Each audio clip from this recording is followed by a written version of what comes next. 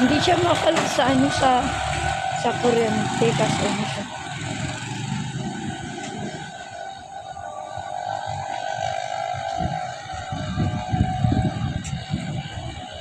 Di ba maganda ang ano?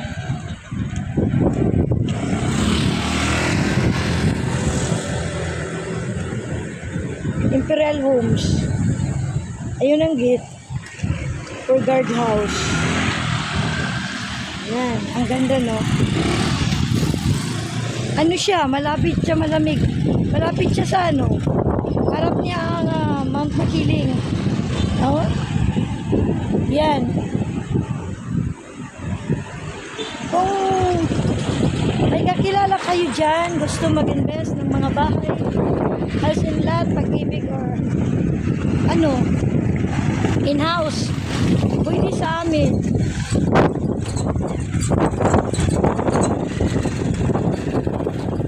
Ito yan. Diba ang ganda ng Makiling?